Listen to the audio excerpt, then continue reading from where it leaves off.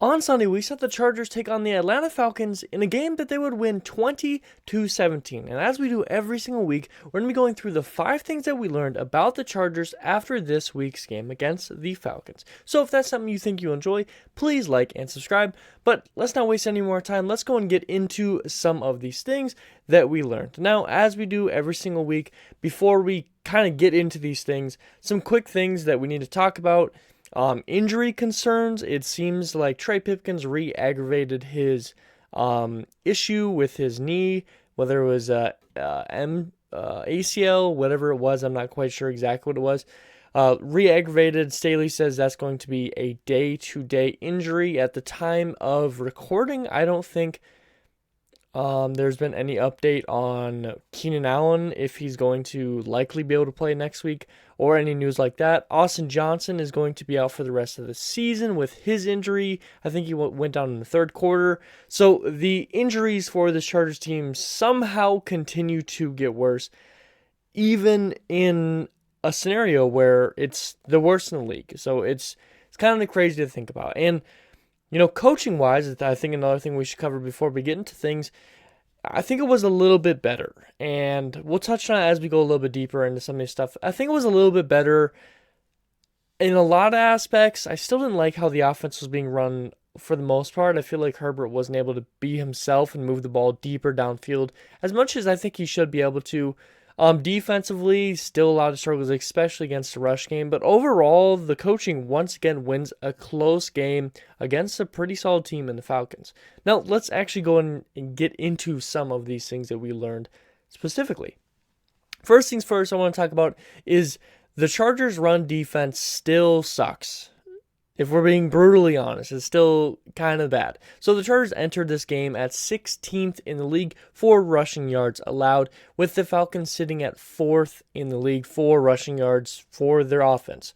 Now, it was clear the Falcons would be running, but it seems like the Chargers, during their bye week or even getting ready for this week, had no clue that was going to be happening, because there were some gaping holes at Pat McAfee that just shouldn't have been there if you knew what the game plan would have been. I think everyone that was ready to watch this game knew what the Falcons were going to do and knew the Chargers weren't great at slowing it down. And somehow the Chargers really did nothing, especially early on in the game.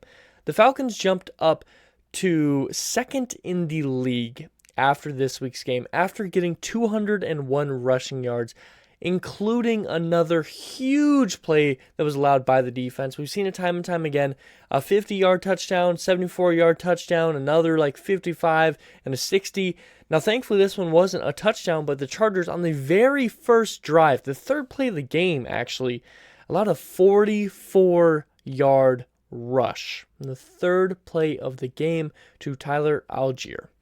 Now, we saw almost every single Falcons player that touched the ball have a great game. Tyler Algier had a total of 99 yards on 10 attempts. Cordell Patterson, who just returned this week, by the way, had 13 carries for 44 yards and 2 rushing touchdowns. Caleb Huntley had 7 carries for 34 yards. Marcus Mariota also had 5 carries for 24 yards. In total, that brings you to a total of 201, as mentioned previously, 2 rushing touchdowns, and a 5.7 yards per carry. Now, I feel like I've mentioned this every single time the Chargers have won against a good rushing team, but, the fact that the Chargers are allowing that many yards per carry for the whole team is crazy. I mean, if one player was doing that, that's a Pro Bowler. But you allow the whole team to do that, it's just preposterous. To the fact that many yards and per attempt is allowed to the whole team. And Tyler Algier averaged 9.9 per carry. Absolutely crazy to think about. The one good thing for the Chargers, at least in the run defense, was Drew Tranquill was doing great, making some big plays, some big tackle for losses on third down, all over the field. But even he got, even he struggled at times throughout this game, getting trucked by Cordell Patterson into the end zone for a touchdown at the goal line. But overall, he played very good. I think Kenneth Murray also played pretty good, although That bigger 44-yarder could have potentially been on him. Not quite sure. Or at least on the linebacker on that side, I think it might have been Cordell Patterson. Or not. Sorry. I think it might have been Kenneth Murray. But honestly, Drew Tranquill looked very good, and the run defense overall really needed him because I think it would have been a lot worse if he hadn't stepped up, especially early on when he was doing it very, very early. He was looking very good. But this Chargers team, especially through the back end of this year, really need to try and figure something out for the run defense, especially entering next week game on Sunday Night Football, I do believe, against the 49ers and the new toy, whatever you want to call it, in Christian McCaffrey that this 49er team has already figured out how to use.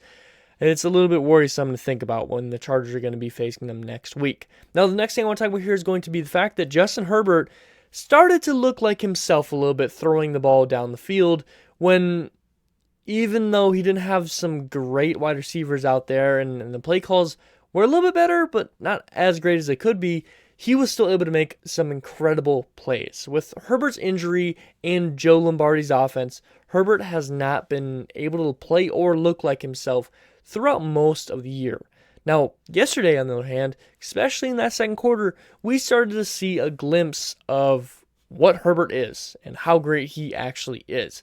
Now, whether Joe Lombardi's offense or Herbert's injury has been more of a lingering factor in how slow he's been playing as of late, I'm not quite sure. I'm going to be honest. I'm still working on a video. It's going to be very in-depth for what I think's going wrong with this offense. But, yes, Joe Lombardi is calling a lot of shorter plays, but the more you watch, especially now that I'm breaking this down, it almost feels like Herbert is worried about his rib or worried about taking more damage and is rushing some of his sequences, rushing some of his passes.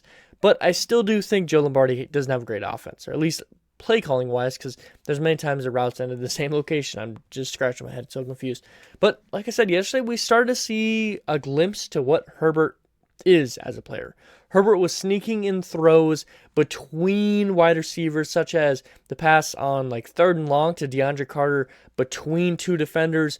We were seeing some deep ball passes, nothing incredible like a 50-yarder, but even at the end of the game to get in field goal range, you hit Joshua Palmer, in 20-yard, 30-yard gain, I want to say that was, to get you to that 20-yard to allow for that field goal to win that game.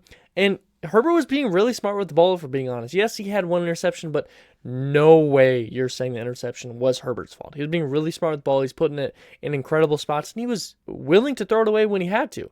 Now, there was still a couple batted down balls, but that's just what's going to happen when you're kind of getting forced to throw some of these balls a little bit earlier than maybe he wants to.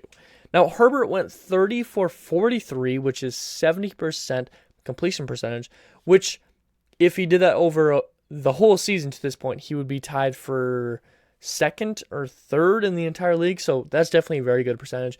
And he had 243 passing yards, which, no, it's not 300 like we've seen many times from Herbert, but that's still very good, especially for this Chargers team that was struggling offensively early on and had multiple 3-and-outs.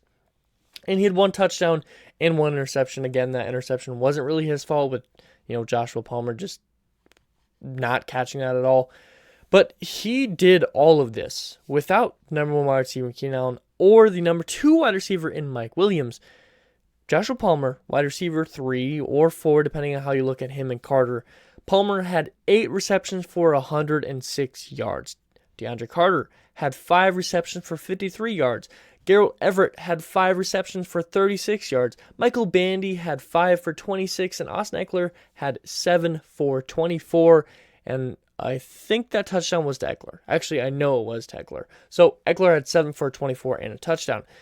And, Herbert was really making some of these guys look a lot better than they were, as well as the fact that there was plenty of passes that were just dropped. I mean, at least 4 clearly open passes that were just completely dropped by the wide receiver, or forced interceptions like the Josh Palmer one. There's a big Gerald Everett one that likely, if he catches that, it's at least 20 yards, and he potentially just trucks through that defender and could have made a huge play, but he drops that one.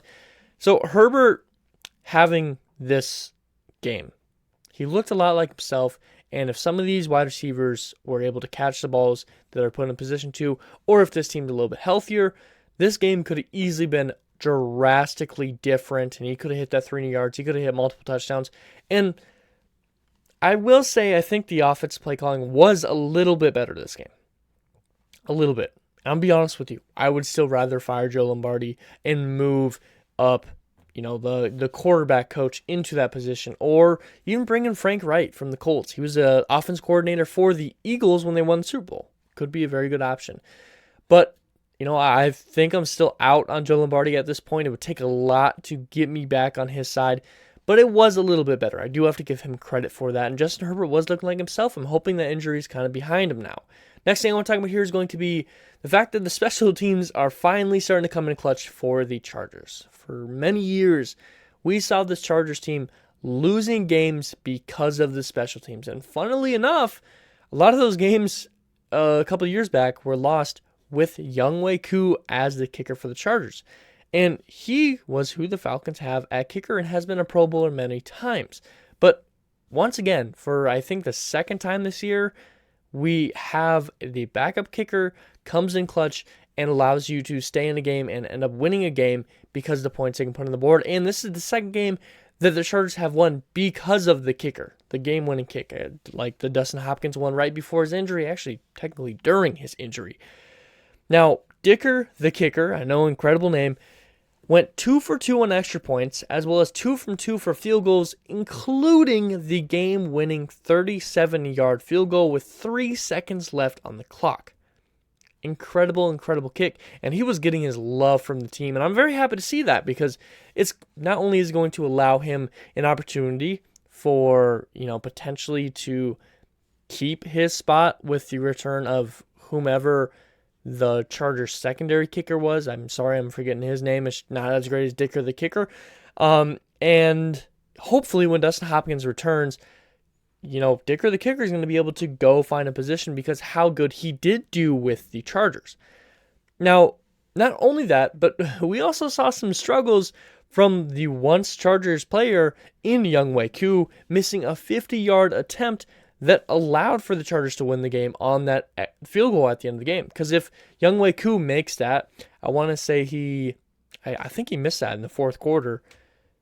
If he makes that, they have 20 points, and now the Chargers kicking that field goal just sends it to overtime. So the fact that he misses that field goal allowed the Chargers to win this game. So kind of funny how the ex-Chargers kicker that got released because of the amount of kicks that he was missing misses a kick and leads to the fact that the Chargers win on a game-winning kick. Just kind of convenient in a way. And it's glad to see that special teams is working for this team, especially with all the trauma from previous years. Now, next thing here, Chargers continue to win some close games. And once again, this is something that we struggled with a lot. Chargers struggled with a lot for many years. They would lose these one-possession games time after time, especially with Anthony Lynn. And I've seen a lot of Twitter people, whether they're trolls or not, I'm not sure, saying Anthony Lynn is better than Staley. I don't agree with that by any means, but I'm not here to talk about that. But a lot of times we were seeing games lost by one possession when Anthony Lynn was the head coach. But now the Chargers are 4-1 in one-possession games, with the only loss being against the Kansas City Chiefs in Week 2, losing by 3 points. And that's it. And the Chargers had an opportunity to win it later in the game. Now, they didn't do it, but the fact that the Chargers are 4-1 in one-possession games is a really good stat, especially as we get closer to playoffs. But not only that, but the Chargers are 3-1 on the road, which at this current moment, they're going to be in the wild card, which means they would never be the home team. And once again, a 3-1 home record, or a road record, is going to be a good thing to have in the playoffs, even if they win the division. That's just a good record to have in the playoffs because, it's going to be a lot for the Chargers to get all the way to number 1 in the AFC. Now, winning the division, I think, is right there in their grasp. Maybe a couple tough games right in front of us, and then the rest of the year kind of gets a lot lighter. 49ers and then Chiefs. 2 really tough games back to back. But the Chargers scratch out one of those games, especially if it's against Kansas City Chiefs. The Chargers are in a spot where they can win division, and, depending on how hot they can get entering the playoffs, could maybe steal the top spot from the Bills. If we're being honest. Now, it's a really, really good stat to look at, the 3-1 on the road. No matter how things play out, that's a really good stat to have. Now, the last thing I do want to cover here is, the Chargers need to learn to be a little bit more consistent through 4 quarters. For the 5th game in a row, the Chargers went down by double digits in the first quarter. The Falcons took a quick 10-0 lead with a very fast start, including scoring a touchdown on the very first drive with that big 44-yard rush, including to help push them into that position. Now, it really is starting to feel like in some way the Chargers are just entering games with no clue who they're playing. It literally feels like they don't practice for the team they're going up against at all, and they enter the first quarter and they just figure it out from there. They play the first quarter and they get a ton of points scored in the first quarter, and they go, oh, so we need to plan for this and slow this down. Like they didn't prepare for it all week during practice. Doesn't make any sense. Now, I'm glad that they've consistently been able to kind of turn some stuff around and figure some things out, but if you figure some stuff out and you plan it before the game starts, they're probably winning a lot more games than they are. They're probably in a better situation to win these games. They're probably blowing some teams out and looking as good as the Chargers team can look, and they're having a better record guaranteed if that situation does occur. Now, not only did the defense look terrible, allowing these big chunk plays and broken coverages in this first quarter as well as a good portion of the rest of the game, but the offense didn't look very good, especially early on. They only ran 5 total plays in the first quarter, and when they ran their first play of the third quarter, it ended up being a 3-and-out. So they had 2 back-to-back 3-and-outs. Now somehow, every single week in the second quarter, they figured it out, and they did that again this week, scoring 14 points in the second quarter with both of the drives outside of the one play from the previous drive. Both drives in the second quarter were touchdown drives, including a 10-play one and like a 13-play one. In total, they had 14 points for 146 yards in the second quarter alone. Now, for some reason, after looking really good in that second quarter and riding that wave into the half, you'd think they'd come out strong in the third quarter, right? No. Immediate 3-and-out and struggles again in the third quarter. They allow a touchdown in the third quarter. They don't score a single point, and now they're down. Once again, 17-10. Or 17-14, my apologies. This team, for some reason, just isn't good enough unless it's the second quarter. This team in the second quarter is a Super Bowl champion. No doubt about it. This team, any other quarter, I don't know. I don't know if they're a wild card team, truly. I mean, if you took out the second quarter in every single game, I think they lose pretty much all of them. Truly. And that's like not even being a joke. I think I saw a stat during the game. The Chargers have scored like 83 points in the second quarter alone, which is first or second in the entire league for most points in the second quarter, and have scored like 60 or 70 through all the rest of the quarters, and were one of the worst teams in the entire league. That makes no sense. How does that occur? What are you doing differently in the second quarter every single game that you can't do quarter 1, 3, and 4 as well? It makes no sense to me. Because the teams aren't just going, oh, second quarter, we're not going to play defense now. The Chargers just figured out. And the Chargers don't allow any points in the second quarter. It makes no sense. What is going on? Why can't you carry that throughout the whole game? It's very, very frustrating. But in the fourth quarter, the Chargers do barely edge out the Falcons with 6 points, including 2 field goals and the game-winning field goal, and allowed 0 points to the Falcons in the fourth quarter. But once again, this Chargers team needs to learn how to manage the game through 4 full quarters. Not 1, not 2, not even quarters, like 2 and 4, all quarters. 1, 2, 3, 4. Figure it all out. And if it goes overtime, figure it out then too. If this team could just take a sample size from the second quarter and carry it out through the rest of the quarters, this team would be so good. But for some reason, they can't figure it out. But what do you guys think? What are you guys worried about for next week's game? I know I'm going to have a separate video for that, but definitely is a big worry to think about, especially with that rushing attack with Christian McCaffrey. What do you guys think about this game? I know I'm very happy the Chargers won, but once again, Wanted to tear my hair out for most of the game. If you enjoyed this content, please like and subscribe. And as always, I hope you taught some today. Hope you made you smile. Hope you laugh. Some really important to me. And as always, you guys all be safe out there. But something deep inside won't let me